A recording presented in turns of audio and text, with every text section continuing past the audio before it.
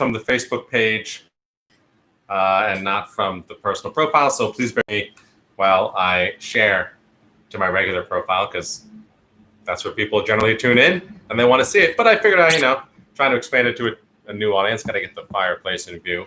Obviously, today was a big day. Every day is a big day, but today was particularly big with lots of updates from Minneapolis, and we're going to get into it.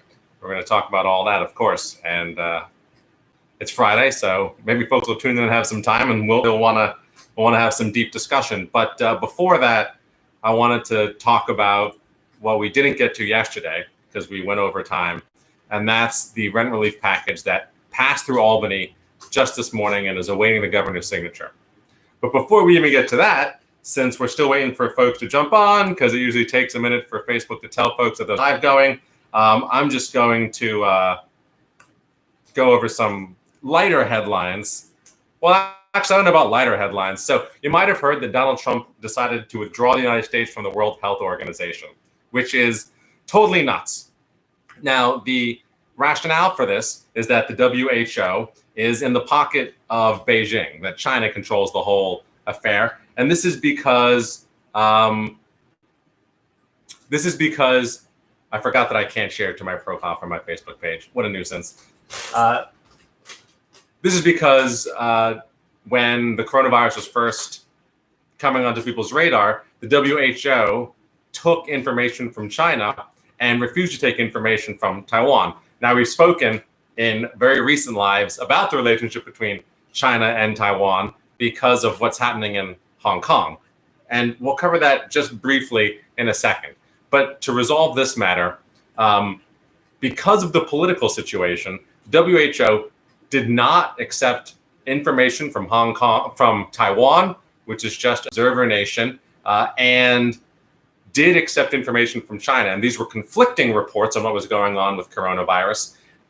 And China was lying, and Taiwan was correct.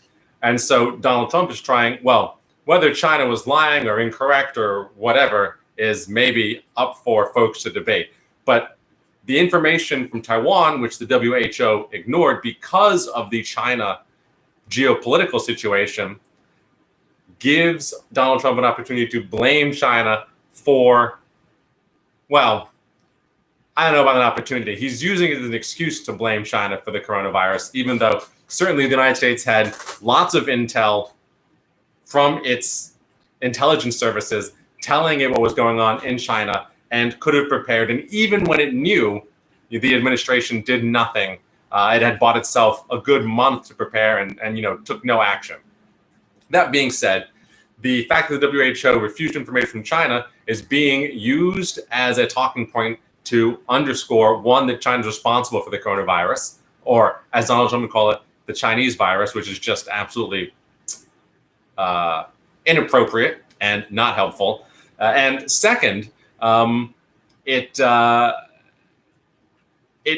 acts as a rationale for the United States to withdraw from the WHO, where it sees China's influence as being too great. Now, this is absolutely bonkers because the United States is the global superpower. China is not the global superpower. The United States makes up a good, or did until we withdrew, a good 20% of the WHO's budget and has the most control over pretty much every single multinational, multilateral institution in the world. The World Bank, the WHO, the WTO, the IMF, all of these things were set up post-World War II by the United States, really in its favor.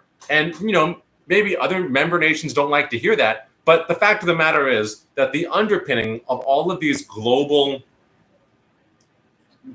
structures are based on Western ideas of democratic governance and due process and rule of law. So the idea that the United States is not just withdrawing from the WHO, but is actively ceding it to an authoritarian regime is so incredibly counterproductive that it is, the United States is just abandoning its role as a leader in the world. It's counterproductive to U.S. interests.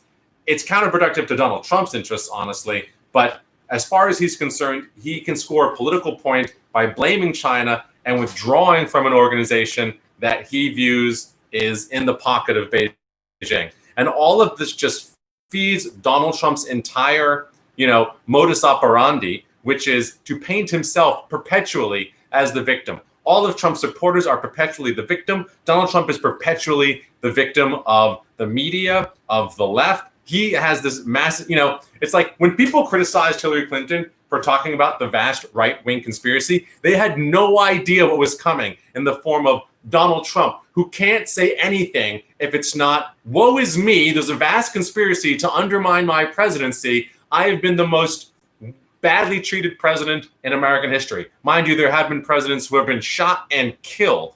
But Donald Trump is the most badly treated, the most beset upon. Oh dear, oh dear. And he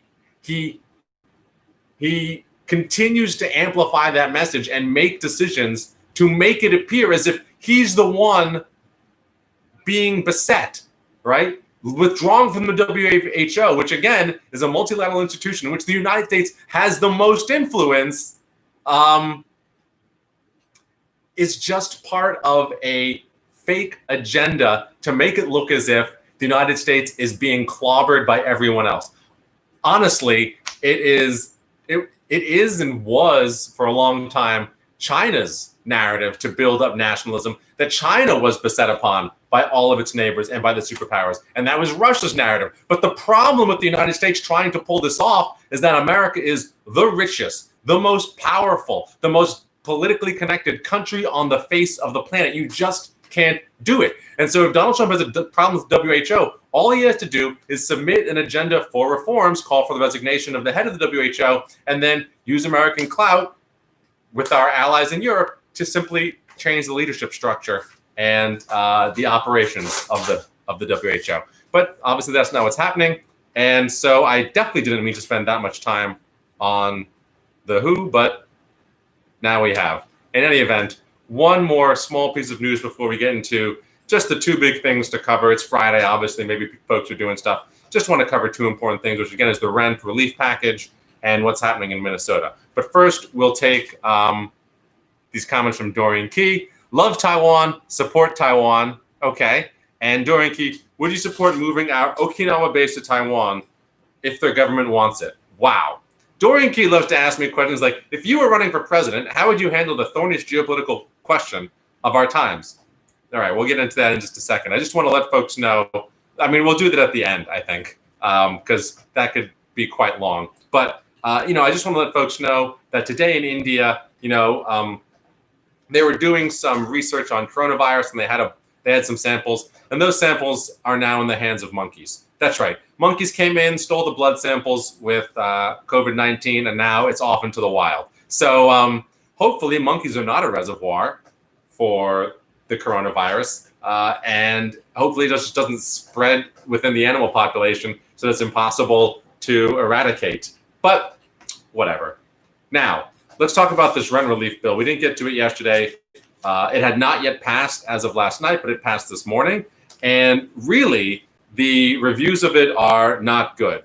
It's being billed as inadequate, but I would probably bill it as virtually useless. So let's talk about what's in it. First, it's certainly not rent cancellation.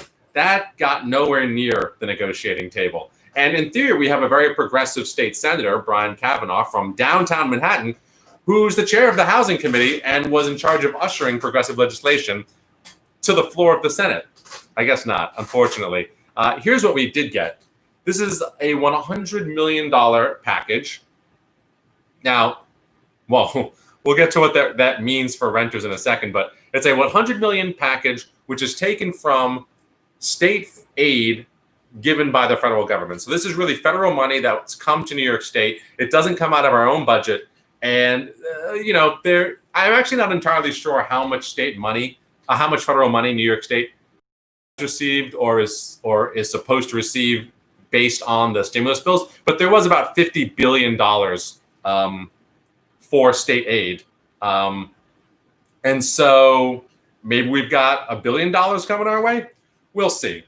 But $100 million is certainly not a lot of money in the grand scheme of rent for all New Yorkers. So it's $100 million of federal funds, which is not being used to cancel rent. It is instead being put up into a fund to which landlords can apply if tenants make 80% or less of the area mean income, and we're paying 30% or more of their income in rent as of last March. So to put this in perspective, the area mean income is, New York is broken into areas, communities, if you will, and the lines aren't arbitrary, but it means that based on where you live, your area mean income could actually be quite high. So some parts of New York have an area mean income in the hundreds of thousands because lots of rich people live there, and other parts of New York have area mean incomes of like 30 or 40,000 because not a lot of rich people live there. So the area mean income is really about the average income of a household, all adult people living in a single apartment or a single residence, averaged across this district. So if you make now less than 80% of the area mean income, then you might be eligible to have your and you haven't paid your rent, your landlord might be eligible to have that rent burden shifted from you to the state. Now, mind you, the big problem here is it looks like if you've managed, let's say you don't make a lot of money, but you've managed to scrape together rent for the last few months, well, tough luck, you're not receiving any help. So if you simply haven't paid your rent, but are making 80% or less of your average, of the average income in your area, you might be eligible. You will be eligible if and only if you also were spending 30% or more of your income on rent as of last March. So you spend a third of your income on rent and you make 80% of the general population where you live. This is a huge loophole, which basically means if you live in a very, very rich area with lots of rich people and you have an expensive place and you just happen to decide that I'm going to put most of my money into rent, you can be eligible for this. Now, again, getting back to what I was saying, the big issue here is really if you happen to be able to scrape together rent, you borrowed, took out loans, whatever it was, worked extra shifts, begged, borrowed, and steal to get your rent money and you paid it, it doesn't look like you're going to get any rent relief. This is about landlords making up the money that renters fail to pay them and then canceling the rent that's owed because they got that money from the state. But in terms of sheer magnitude of this plan, we'll get this. In terms of sheer magnitude of this plan, this is only enough money to cover 50,000 tenants for 2 months of rent if their rent is $1,000, right? You can get $1,000 out to 50,000 people twice. And the pandemic, if we're saying it's retroactive for these 2 months that people have missed rent. The pandemic is likely to go on for a little bit longer than just the last 2 months because now we're moving into the future. My hair is wet, so it looks ridiculous, but whatever. Coronavirus, pandemic hair, quarantine hair, can't get it cut. Anyway,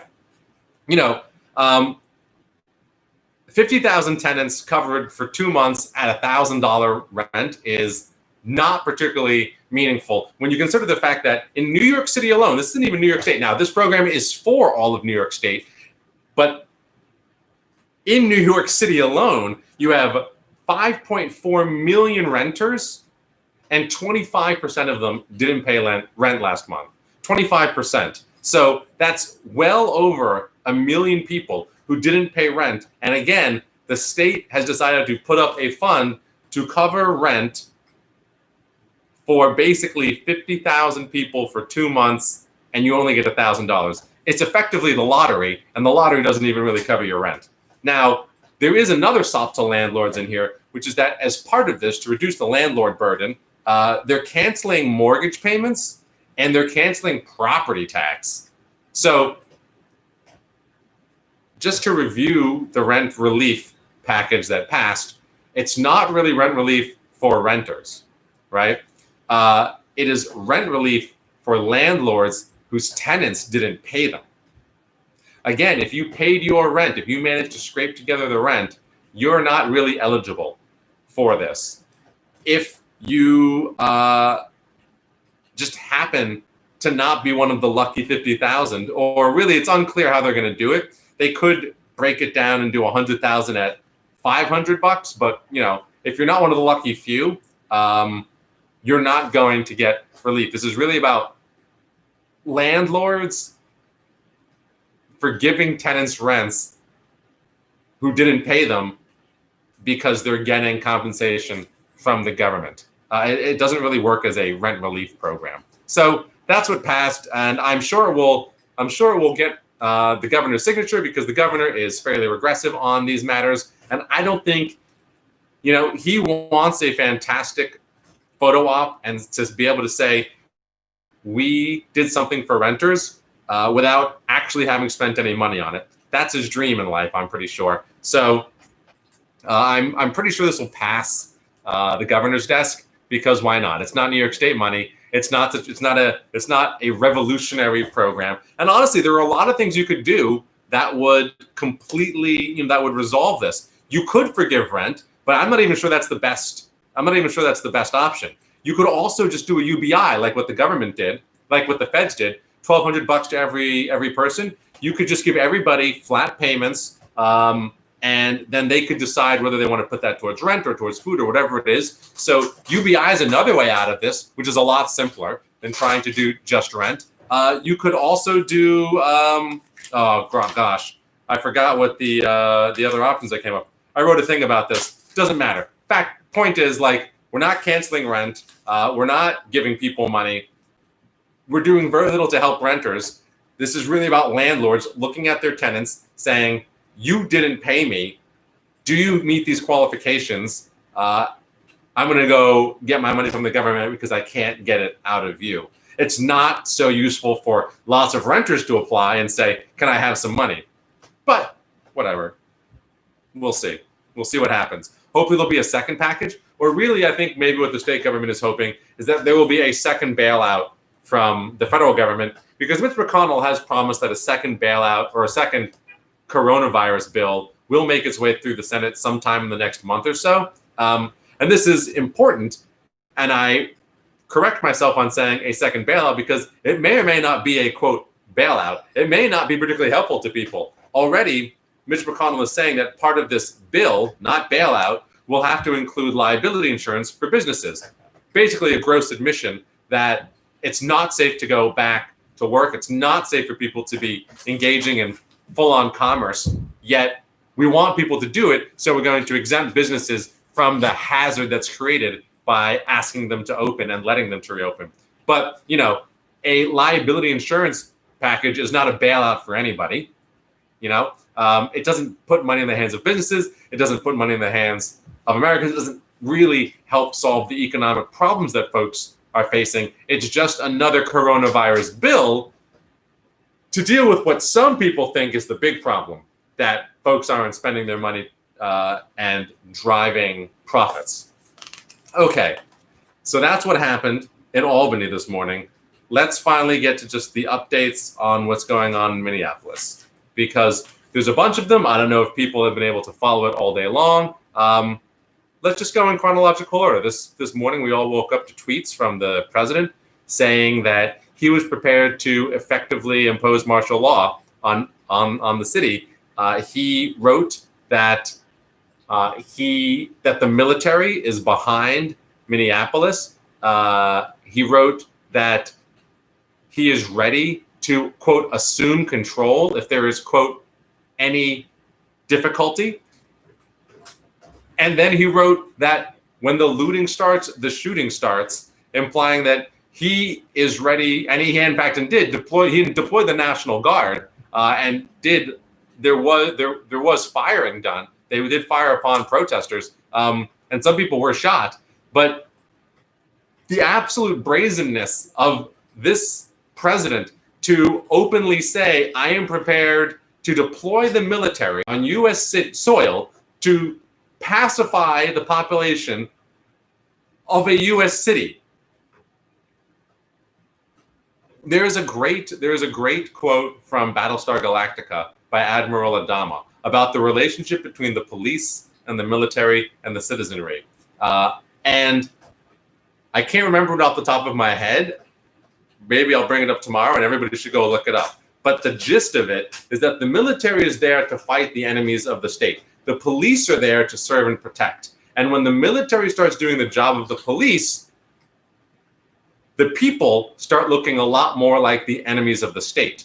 And so this is a really dangerous, very slippery slope. And we've actually seen it go the other way as well, where police over the last 15 to 20 years have been militarizing and behaving much more like they're there to fight enemies of the government than they are to serve and protect the population and the citizenry. In any event, we woke up to that. Then a number of bombshell advancements in the case. First, we found out that there were some very, very serious property damage. An entire police station went up in flames, and I'm going to be addressing a particular point that I was asked to talk about tonight, made by somebody on the internet. But a police station went up in flames, literally burned to the ground. Target burned to the ground. There was a lot of property damage. Then we found that the officer who killed George Floyd, Derek Chauvin, he has been arrested.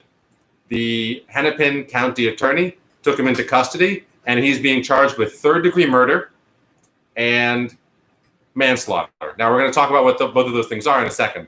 Then, after that, we found out that the other officers have not yet been charged, but they are not cooperating with the county attorney and are all pleading the fifth. So they're not going to provide any testimony. And then finally, we heard from an autopsy saying that there is no medical evidence that George Floyd died of asphyxiation, and that it was probably underlying conditions that led to him dying while Chauvin's knee was on his neck. So let's take each of these in turn. We spoke a bit about the dangerous nature of what President Trump is tweeting and what he's proposing. In fact, there was a Customs and Borders Patrol Predator drone. Predator drones fire Hellfire missiles, which are, quite powerful, they're powerful missiles. There was a Predator drone circling the Minneapolis area on behalf of the federal government. So we spoke a bit about Trump and the dangerous path he's taking. Now, when coronavirus first picked up, this is the last thing I'll say about the Trump situation, but when coronavirus first, started picking up and we ended up in an announced pandemic, people were saying that Donald Trump is actually not, the authoritarian mastermind that he's been built up to be. And instead, he's rather bumbling and was constantly casting aside opportunities to impose dictatorial rule, not using the Defense Production Act, not taking responsibility, trying to blame others, telling governors that they need to step up. This is honestly very anti-authoritarian. But based on what I saw today, I actually don't think that Trump is not an authoritarian. I think instead that he doesn't understand how a pandemic works and how that could be used to grow his power in the executive branch, because he doesn't know what to do. So he can't take decisive action or spin it in any way because he's completely ignorant. On the other hand, Donald Trump knows and has been gearing up for the American carnage scenario where the military is brought out to directly pacify in what one might arguably say is the obvious and direct route to dictatorship, the one where the military is deployed to pacify citizens, where civil rights are rapidly eroded, and obviously so. Donald Trump just can't do a subtle thing with the pandemic because he's unsubtle. But an obvious thing, he's very much capable of understanding. And again, remember his inauguration speech where he spoke of American carnage? Everything that's happening in Minneapolis is only underscoring the arguments he made, which got him elected in the first place by his base. Which brings us to one more thing I actually didn't mention. It was also put out today that, and there's video of this, which I shared, individuals who were obviously not affiliated with the protest movement and were not there because of, well, I guess they were there because of George Floyd, but were not there to protest the police and support that movement in justice for George Floyd. There were folks there who instigated, who were provocateurs in the vandalism and the violence. So there's a video, for example, of one individual who's dressed head to toe in black. He's wearing a very, very large gas mask. Actually, it turns out that it's a Minneapolis police issued gas mask. And you can only see this part of his face. Everything else, again, is completely covered. He's got a hood, but you can see that he's a white guy, and he just walks up to the AutoZone, which is one of the first places that was known to have been vandalized, and just started smashing windows with a hammer. He was confronted by the protesters. Like, the protesters tried to stop this guy. He was confronted by them, and then he just walked away. This man has now potentially been identified as a police officer, a Minneapolis police officer, who was there to delegitimize the movement by instigating violence, and honestly, successfully so. There are a couple of claims of this, but this one was definitely caught on video. And based on that video and other claims, the Hennepin County attorney, the one responsible for charging Derek Chauvin, I don't know, responsible for charging the killer, that county attorney said that he believes that there were provocateurs there looking to incite violence. So, it really, really, really bugs me that the conservative, the right-wing conspiracy theorists are always out there talking about false flags. False flags are fake tragedies to build sympathy for a particular movement. In the case of right-wing conspiracy theorists, they're always talking about how Sandy Hook was a false flag, how nobody was actually shot, how children weren't killed. It was all fake and staged with actors to build sympathy for the anti-gun or the gun control movement and to strip away the Second Amendment. Well, they never have any evidence. In fact, Alex Jones lost a defamation case over the Sandy Hook false flag accusations. But here we have an actual false flag operation underway. So if you've ever wondered what a false flag operation is, this is a false flag. It is somebody going in to a movement and trying to instigate a situation which paints it in a particular light. In this case, it was to create a false flag operation to make it look as if protesters are violent, that, quote, thugs, that is to say, African Americans, are uncontrollable, and that they break down and start looting the second they're given the opportunity. Now, the other thing I want to say is that there's lots of photos of white folk looting as well, and that's not what you see on the media, and it's certainly not what you see in the Trumposphere. So it is just so infuriating to me to hear about the false flag operations that conspiracy theorists, especially right-wing conspiracy theorists, are going on all over the place. And right here, we have a movement being discredited, and it's not something that's uncommon. This is a tactic that has been used over and over and over again. It was used in the civil rights movement. It was used at Occupy Wall Street. It is not at all uncommon. And it's so wonderful that this person was caught on video. However, I will say, going back to a conversation from 2 nights ago, everybody prepare for deep fakes, because in between 4 and 10 years, we're going to be able to manufacture videos like what we saw, which exposed this false flag operative, this police officer who incited vandalism and violence to make this protest look bad. Videos like that are going to be completely manufacturable and completely indistinguishable from the real thing very, very soon. And that will be incredibly, incredibly dangerous. In any event, we're not going to get into the deepfake discussion tonight, but this is, that was the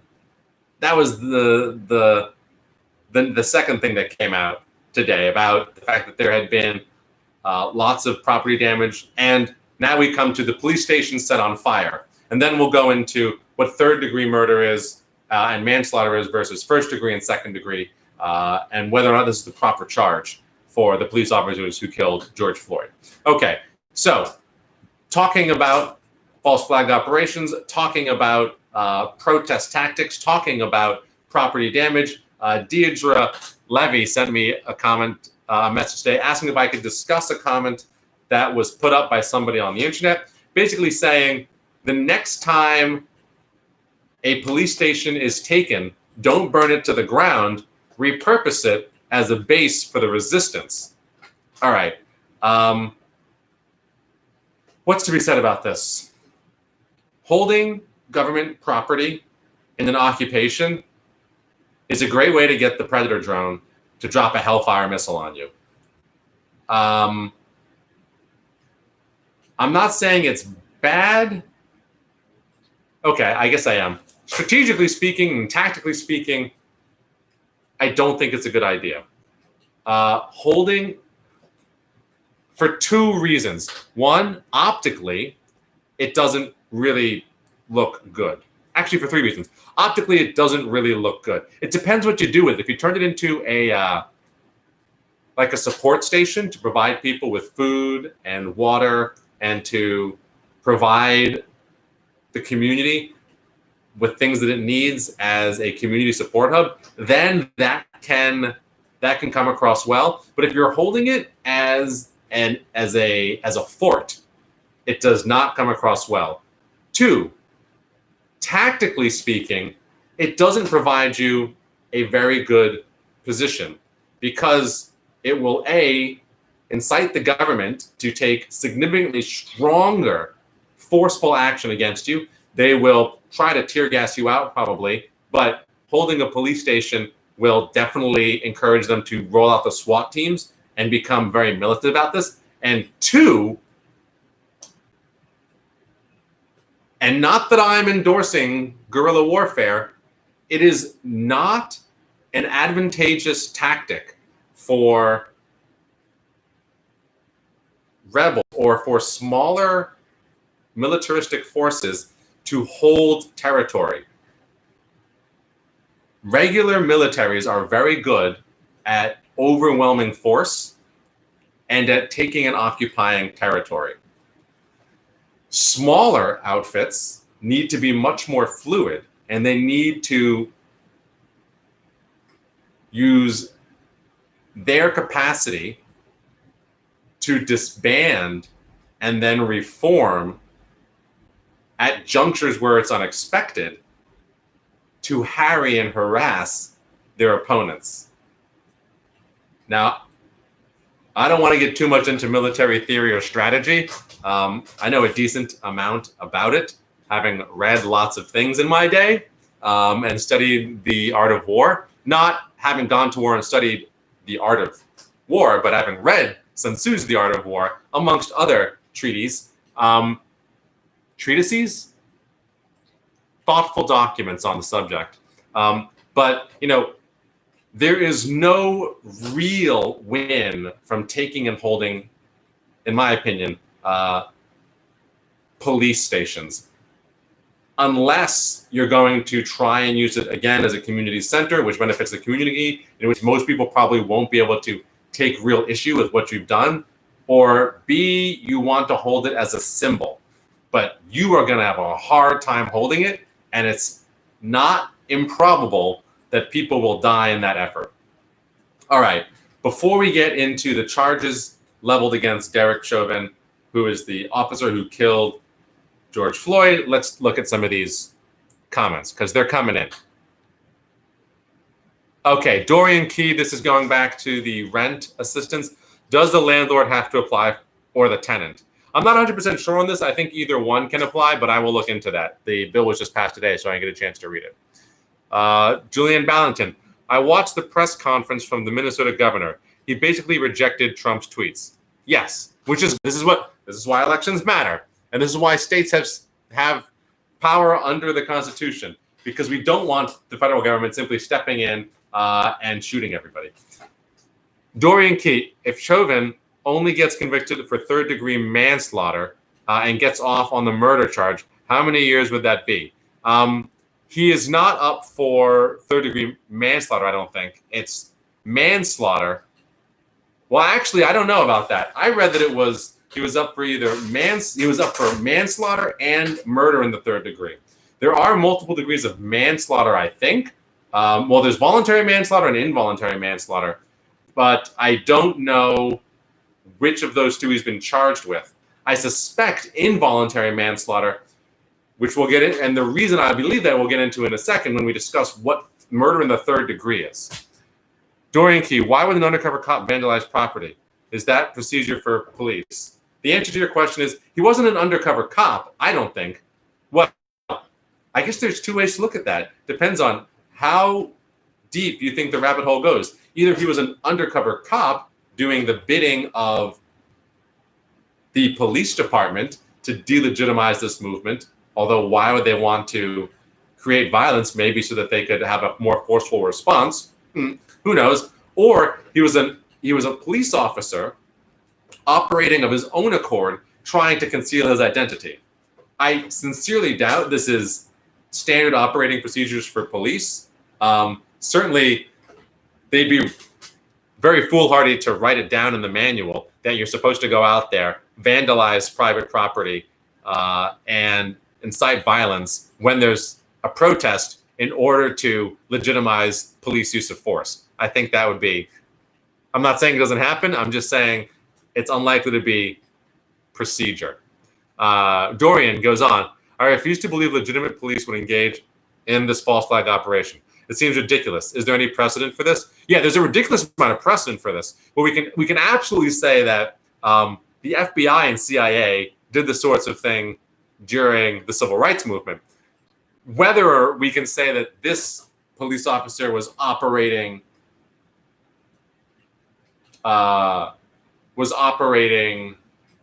with the police department's sanction for this, we don't know. It can't be said at this moment. Dorian Key, the chief of police in Minnesota is black himself. Why would the cops do anything like that? Well, I think we've addressed it. We don't know that it was the police. We don't know 100% because there's very little there's very little capacity to see who this person is behind the gas mask and the hood. It seems like he's been identified by people online, but there's no proof positive that he is that police officer. So we don't know that he is necessarily a police officer yet, even though that is certainly a suspicion. We also do know that the Attorney General believes that it looks like there was a provocateur. Regardless of whether he was an officer, it was very clear that he wasn't there with the protesters. He was there just to break those windows and get out and conceal his identity at the same time. And we certainly can't say that he was operating under orders of the police department. Okay, Julianne Ballington. If our tech is good enough to manufacture deep fakes, then when we have the ability to detect the deep fakes, the video editing and manipulation will leave breadcrumbs. We can already track other altered photo and video and photos. The answer to your question is maybe. We don't know whether we can track the things we are incapable of tracking. So if you want to find me the photo, which has been altered so well that we can't know it's been altered, I leave it to you. But ultimately, it is not necessarily clear that we will have known breadcrumbs for deep fakes. There are lots of times when lies and evidence are falsified and it's never known, or it's not known until much later. And the bigger problem of deep fakes is that you might be able to figure out at a later date that something was fake. But most of the political damage and societal damage and cultural damage will probably be done in the first 48 hours to 1 year, right? Assuming it spawns some sort of political movement, alters the course of an election, changes legislation that was passed, or leads to somebody's imprisonment or death, right? So our capacity to keep up with deepfakes is just as important as the capacity to know whether or not the deepfake is real, because whether we know it's real at a later time can be too late already. and the odds of us being able to keep up entirely now that we have AI, as the AI grows in its capacity to do its job, it's going to be harder and harder for humans to understand how that's done. Even when you do cybersecurity, it's, there are things where we can say, well, we think this is the case, but even in cybersecurity, things have gotten to the point where there are breadcrumbs and fingerprints, but you can't say definitively. And so people at that point, particularly things that are released to the public will decide whether or not it believes it's true or believes it's false. Dorian Key, I didn't know you were a military strategy nut. I'm a nut about things that are useful. So I know a lot. I wish that obviously everything's going to hell in a handbasket, and I wish I had applied some of my deep root, my deep knowledge on survival and all these other things before the pandemic hit. But I care about the functional things and practical things in life. So there are a lot of things that I know that just don't have an opportunity to shine, I suppose. But yeah, everybody should read The Art of War. It's a fantastic book, and it's really, really short. Same thing with Plunkett of Tammany Hall. Check it out. Okay, so let's talk about these charges. The officer that killed George Floyd has been charged with third-degree murder and manslaughter. And as mentioned, I don't know what degree of manslaughter it was or whether it was voluntary or involuntary manslaughter. But because of the murder in the third degree, I imagine it was involuntary manslaughter. Why? Well, first let's start with murder in the third degree. Murder in the third degree means and this is unique kind of to Minnesota and Florida, and I think maybe a few other jurisdictions. It's not something that exists everywhere in all of the states, and it's not something that even exists at the federal level. But murder in the third degree is a form of murder which basically revolves around the idea of the depraved heart, okay? So it's depraved heart murder. It means that you did something which was likely to result in death, but you didn't necessarily intend to kill anybody. So for example, if you went into Times Square when there were a lot of people there, so pre-pandemic, and you let a lion out of its cage and people died, and you didn't mean for anybody to die, you just kind of did the thing, that would be murder in the third degree. It's worse than involuntary manslaughter, or it's generally considered to be worse than involuntary manslaughter, because manslaughter, first of all, is a crime in which somebody dies, but it was an accident. You didn't mean for it to happen. Involuntary manslaughter is really, you're putting up a you're moving a piano into your house to the window, and the rigging snaps and it falls on somebody. It's an accident. Maybe you're liable for the way that piano was rigged up and carried into that window. That's involuntary manslaughter. Or you were driving your car and you didn't see the pedestrian crossing the street and you hit them and killed them. Involuntary manslaughter. Voluntary manslaughter is generally considered the crime of passion. So something takes you out of your right mind and you do something which kills somebody. But the idea of manslaughter is you can't really, the cause of the death can't really morally be ascribed to you. So you're in a bar fight and you get into, you're in a bar and you get into a fight and you kill the person you're fighting, that could be murder. But if, say, you found out that that person had been, your wife had been cheating on that, with cheating on you with that, if your wife had been cheating on you with that person, and you confronted them, then that could be considered a crime of passion. You are out of your right mind, and that's involuntary manslaughter. So you're sort of absolved of the moral guilt in this manslaughter situation. Murder in the third degree basically says you did something, you knew that it could kill somebody, and you just didn't care. maybe you didn't mean to kill them, but you sure didn't give a crap if you did. So murder in the third degree is generally seen as worse than voluntary manslaughter. And so the reason to bring both of these charges, murder in the third degree and involuntary manslaughter, is that this case will then hinge on whether or not this officer is morally culpable, knew what they were doing, understood the risks, and whether or not this was truly an accident or whether it was something that the officer should have foreseen, did foresee, and just didn't care about. Now, murder in the first degree is premeditated. I don't like that person. I'm going to kill them. I plan to kill them. I kill them. Murder in the second degree is not premeditated. I run into a person. We have a fight. I kill them. And now they're dead, right? That's second degree. Third degree murder, I run into somebody. I do something dangerous, violent. I don't really care what the consequences are, and the person dies. Involuntary manslaughter, I run into somebody. Oh man, they do something terrible. It encourages me to do something which kills them.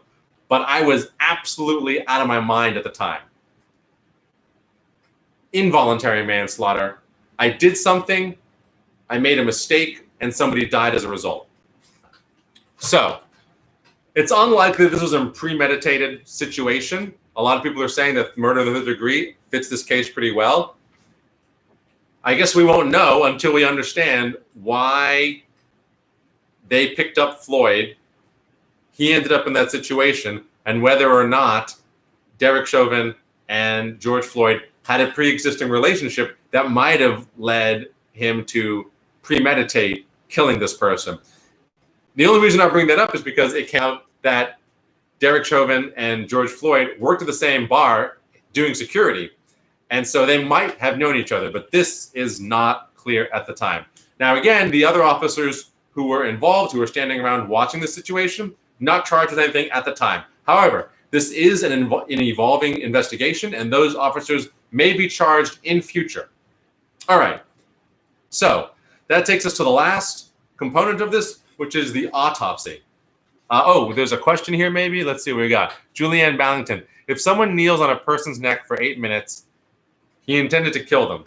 Well, can you prove that beyond a shadow of the doubt in a court of law? I think it'd be very difficult because ultimately law enforcement is empowered to detain people and to restrain people. And kneeling on somebody is a very, very, particularly somebody's neck and on their shoulder joints, is a very common way to restrain people so that they can't move. Ignoring his pleas, you get a little bit closer to the fact that there was certainly a lack of regard for the state of the person in his custody. And now you're approaching potentially willful disregard and maybe an intent to do damage. But proving somebody intended to kill another person as opposed to just harm or restrain,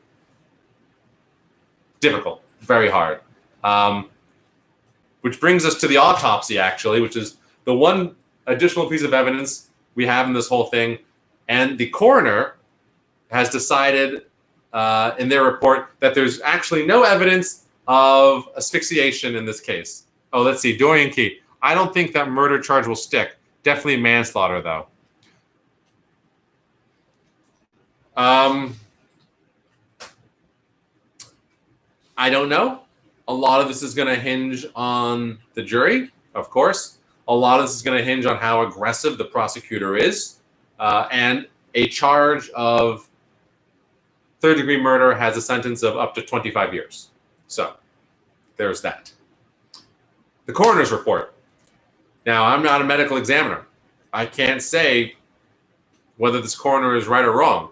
All I can say is that I'm very excited for all the Trump supporters to start jumping down everybody's throats and saying that a medical professional should have the last say and people should not just believe something they saw on YouTube. But this is probably what will make up the crux of the defense, which is that The medical professional said that there was no asphyxiation, that there was no damage to the breathing pathways, that it was underlying conditions and potentially intoxicants that led to George Floyd passing away. However, I do think that there's a very strong prosecution here, given, again, the amount of time, as Julianne mentioned, the amount of time that George Floyd was restrained, his calls for help, and the fact that officers completely ignored the fact that he seemed to be in pain and was asking to have pressure relief from his neck, and also that apparently for 3 minutes or something after his body went limp, pressure continued to be applied to his neck. Just whether or not you think Derek Chauvin killed this guy, the fact that nobody cared that he went limp, nobody called the paramedics, like the EMTs eventually came, but there was zero urgency in trying to save this person's life. And this was somebody who had been restrained by the police, was incapable of fending for himself or seeking medical attention. It should be the law that if somebody is completely under your control, you're responsible for their well-being. And if they tell you that they don't feel well or they go limp, you're responsible for caregiving. And also in the video, it's pretty clear that nobody tried to administer CPR. Nobody did anything to try and resuscitate him. So I think this will be obviously a very contentious and fraught case. We're certainly not out of the woods on the controversy yet. I personally, we'll have to see where the evidence lies. I suppose I shouldn't draw any conclusions before that's done. But it certainly doesn't look good. It doesn't look good. And I would agree that murder in third degree seems to fit the circumstances quite well. And if you can't get that, then manslaughter is definitely there. All right. I guess that's about it. So let's see if there's any comments. Otherwise, we'll call it a night. And basically, we're right on time. So then I'll go have some dinner. Okay. We've handled all the comments. So thanks, everybody, for tuning in. Have a happy Friday and a great tomorrow. And I will see you tomorrow at 8:30. Bye.